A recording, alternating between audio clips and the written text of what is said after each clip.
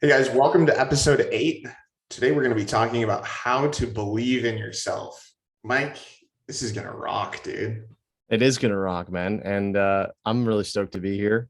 Awesome. I'm actually recording this outside and kind of sweating in Costa Rica, but I'm warmed up, so it's all good. Awesome, man. Awesome. Well, why don't you kick us off? And Mike, why is it so important to believe in yourself? Fundamentally, what you believe is going to be your reality, right? And just as if a man believes that he's not worthy, then he's not worthy, right?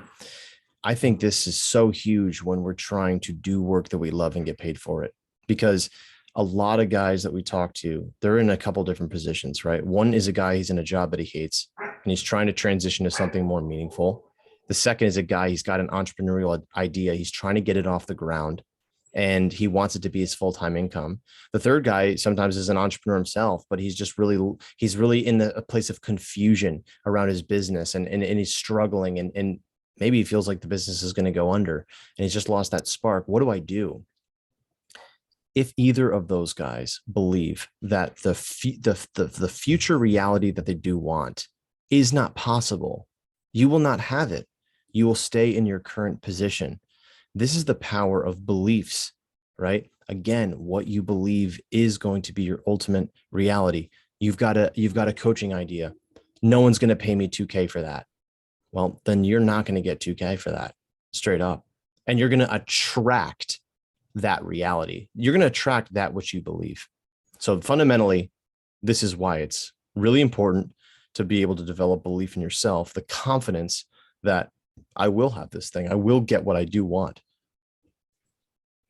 One of my mentors years ago, I shared my vision with him and he said, "This is awesome, Scott, but before you're to turn any of this into a reality, you must suspend all disbelief in yourself that any of this is possible and believe that it is all possible for you."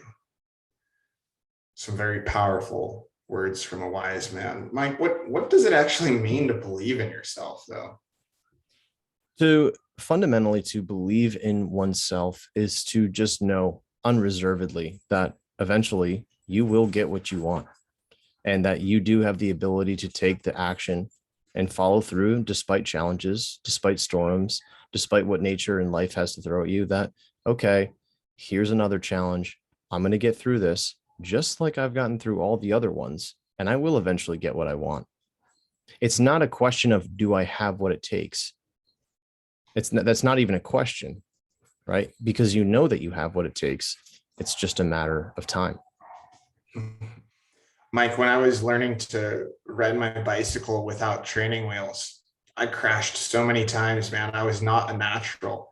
I've gotten pretty damn good at riding a mountain bike over the years, but if I think back to those days when I took one set of my training wheels off, so I still had the other set on. I'd try to go without the aid of the curb and crash.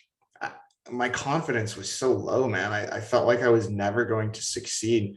And I remember going out on the blacktop. There's a tetherball pole in the middle of the blacktop.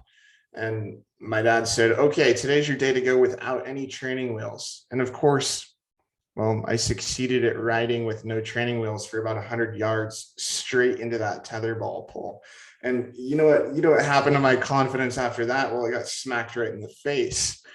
So I mean, ultimately, I kept trying. I kept failing until I succeeded and got very fluent at riding my bicycle without training wheels and became very confident in doing so.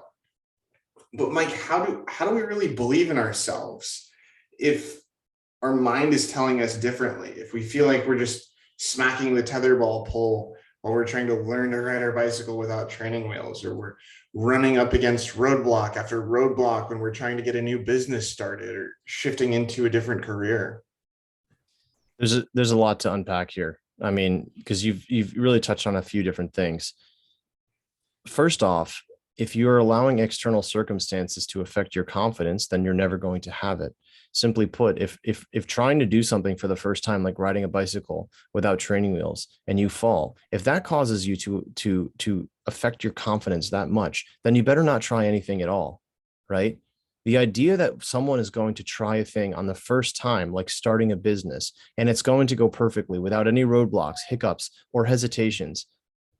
I don't know. Maybe I'm delusional, but I think that that's potentially delusional. You don't know what you don't know.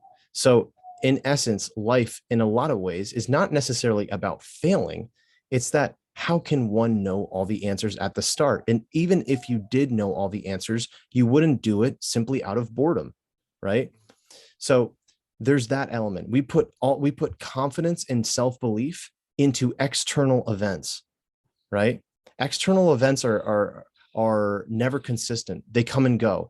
Like someone who puts all their confidence in money. Oh, I have 10K in my bank account. Now I'm confident. I have 4K in my bank account. Now I'm unconfident. This is how you go through life being emotionally turbulent, because again, you allow maybe even the words of other people. Hey, Mike, that was such a great podcast. And now I feel confident. Or next week, someone goes, hey, Mike, I don't know, that podcast wasn't that great. And now my confidence is low. Again, confidence is a knowing. It is a knowing. And so you also have to realize too, that when you allow external events to affect you, so does your mind. Think about this. You go to start a business, right? You go to follow through on this idea that you've been putting down for the last few years. You go to put it in motion and you pitch your idea to someone and they say no to you. What happens? Well, one, you experience the negative emotions that come with rejection, and because you identify with the emotion, right? Oh my gosh, I got rejected. I am this, this, and this. Your mind starts telling you all these different things. Oh, well, what if I fail? And what if other people say no? And the biggest problem that we have with confidence is that people identify with the thoughts that they have in their own mind. And this is what keeps people in this cycle of fear and self-doubt and worry and tension. What people will miss about your story about the bicycle, okay, is that eventually you succeeded. Just like when if you took that same principle to every other thing in your life that you just kept working at, you eventually succeeded. Man always gets what he intends to get. When you will not stop until you get a thing, nature has no other option but to give it to you. If you genuinely looked at your life, genuinely, and said, okay, what are the accomplishments of my life? And you looked at them and said, all right, what is the thing that is in common with all of these things that I've accomplished? Well, I just didn't stop. So if you just looked at reality, real life, and said, all right, I just know that I just kind of have to keep going here. And I know that because of my past proof that I will eventually get what I want, then it's just a matter of time. However, the mind is extremely convincing and tells us false stories, a false narrative in our head. This is why people eventually fail, because they identify with the thoughts in their mind, the thoughts of fear of failure and criticism and all these made up illusions. So this is really the key distinction here, is to stop. I have thoughts of self-doubt, etc., but I know that it's just from a story made up in my head, and I just don't obsess over them anymore. That's it. That's a huge game changer for people, to realize that you're not your thoughts. Mike, if somebody listening right now is stuck in their thoughts, maybe they're ruminating in some negative thinking that is sabotaging their belief in themselves, what would you recommend they do? Two things. The first is to realize that you're tied to a dog. Think about this for a second. I want you to imagine someone walking down the street and they are walking their dog, and you see the person and the dog is like moving so fast to get to the dog park, right? And you know, when you see that and the dog's like getting like choked because it wants to like go fast so bad. Yeah, I'm thinking of my dog right now doing Yeah, right. And imagine you're attached to your dog and the dog is dragging you. This is how most people live their life, with the dog representing the mind. Okay. I want you to imagine now that you get to the dog park and the dog is so excited, it's freaking out. And you're like, come here, just come here and let me take the leash off. And then you take the leash off, but you stand there and you watch your dog. That again represents the mind. You have to be able to, this skill will change your life. Thoughts are not true. They never have been. It's just a thought. You have to begin to just allow these things to come and go. You can't control thoughts, right? We can only realize that what they are, thoughts. So just that simple principle alone, you can simply remind yourself or sit there and just observe the mind as it is. Okay. The second thing to get in tune with reality, things that actually are grounded in physical proof, is I want you to go look and list out 5 of the major accomplishments of your life. What are you most proud of? What are the things that you did that you put in a lot of effort for, and you persevered and you faced the challenging times? What did you learn from those? Right? What about those are so unique and special to you? So the next time that you go through a challenge, because Scott, the subconscious mind needs proof. In order to believe in yourself, you have to tell yourself things that are true. This is why affirmations do not work, because your mind says bull crap, right? You can remind yourself of, hey, I did this, this, and this. Because when in the last episode we were talking about when our Facebook ads thing, it completely capitulated, right? We were going through a really challenging time at peak. I just said, hey, dude, you felt the same way when you were in India on that bicycle on day 13 when you had food poisoning in some remote town. You went through the same thing with the Iceland trip. You went through the same thing when you left your teaching job and moved to New Zealand. Hey, I've been through these things before, right? I've been through this before. This isn't anything new.